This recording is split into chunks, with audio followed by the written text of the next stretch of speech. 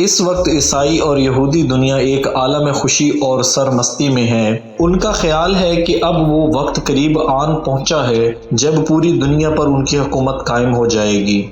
عیسائیوں اور یہودیوں کی خوشی کی وجہ یہ ہے کہ وہ ایک ایسی سرخ بچیا کو پانے میں کامیاب ہو گئے ہیں جس پر سرخ رنگ کے علاوہ ایک بال بھی کسی دوسرے رنگ کا نہیں ہے۔ صہیونیوں کا عقیدہ ہے کہ جب تک ہیکل سلیمانی کی تعمیر نہیں ہوتی اس وقت تک مسیحا اس دنیا میں تشریف نہیں لائیں گے۔ ہیکل سلیمانی کی یہ تیسری تعمیر ہوگی جو صہیونیوں کے نزدیک آخری ہے۔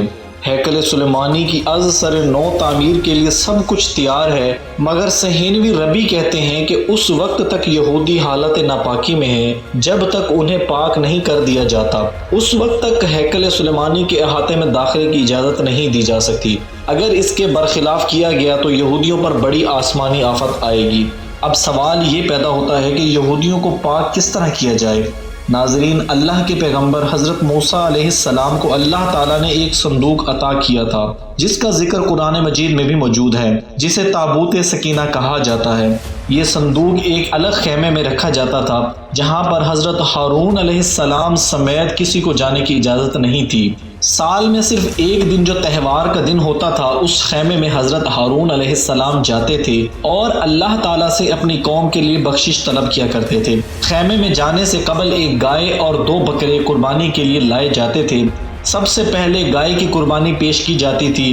اس گائے کو اس کے خون، گوبر، چربی اور کھال سمیت جلا دیا جاتا تھا جس سے حضرت ہارون علیہ السلام کی پاکی وجود میں آتی۔ اللہ رب العزت ان کے گناہوں کو معاف فرماتا۔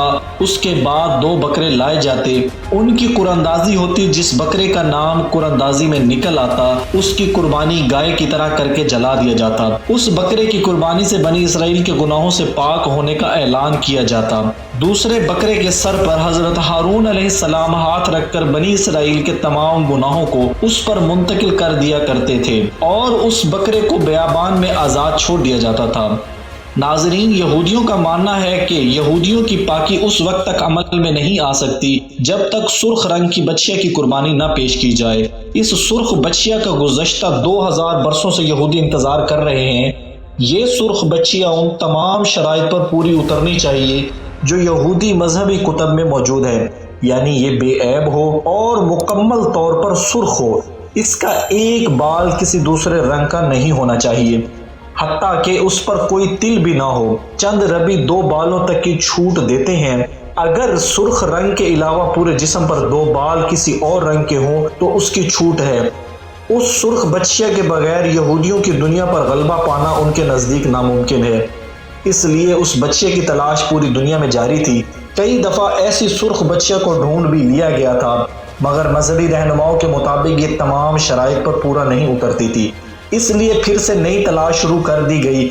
چونکہ سرخ بچیا کہیں سے دستیاب نہیں ہو رہی تھی اور یہودیوں کے صبر کا پیمانہ لبریز ہوتا جا رہا تھا، اس لیے انہوں نے شارٹ کٹ ڈھونڈا۔ تیسرے ہیکل سلیمانی کی تعمیر کے لیے اسرائیل میں باقاعدہ ایک ادارہ دی ٹیمپل انسٹیٹیوٹ کے نام سے کام کر رہا ہے جس میں ہر طرح کے ماہرین موجود ہیں۔ انہیں پتہ چلا کہ ٹیکساس کے ایک فارم میں سرخ رنگ کی ایک ایسی گائے موجود ہے جو ان کی شرائط کے قریب ہے۔ گائے کی اس نسل کا نام ریڈ اینگس ہے۔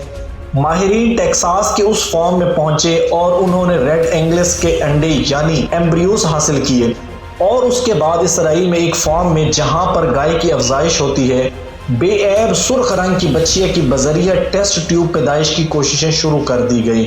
کچھ عرصہ قبل اسرائیلی ماہرین مطلوبہ سرخ بچیا پیدا کرنے میں کامیاب ہو گئے تھے جو مکمل طور پر سرخ رنگ کا تھا، تاہم یہودیوں کی امید پر اس وقت اوس پڑ گئی جب انہیں پتہ چلا کہ یہ بچہ نر ہے، مادہ نہیں ہے۔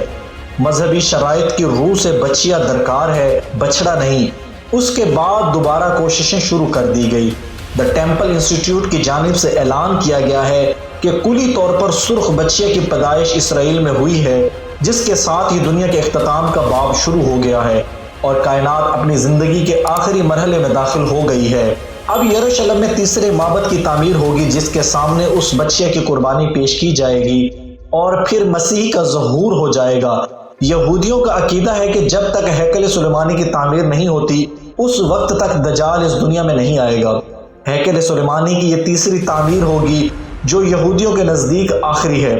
ہیکل سلیمانی کی از سر نو تعمیر کے لیے ماڈل بھی تیار ہے جو ماہرین آثار قدیمہ کی مدد سے تیار کیا گیا ہے اور انسانی اور مالی وسائل بھی میسر ہیں، تاہم اس تعمیر میں دو مشکلات موجود ہیں جس کی وجہ سے یہ اب تک ممکن نہیں ہو سکا۔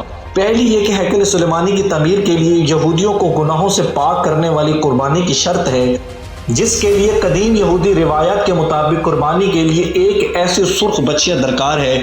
دوسری یہ کہ ہیکل سلیمانی کی تعمیر کا مقام وہ مقام ہے جہاں پر عین مسجد اقصی موجود ہے۔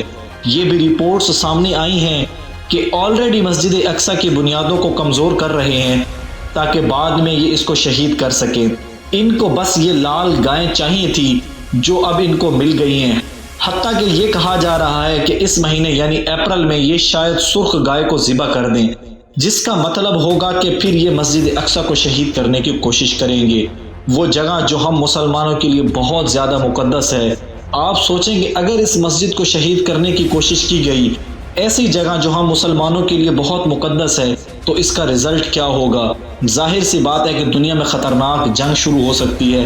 2 ارب مسلمان اس پر اپنا ری ایکشن دیں گے۔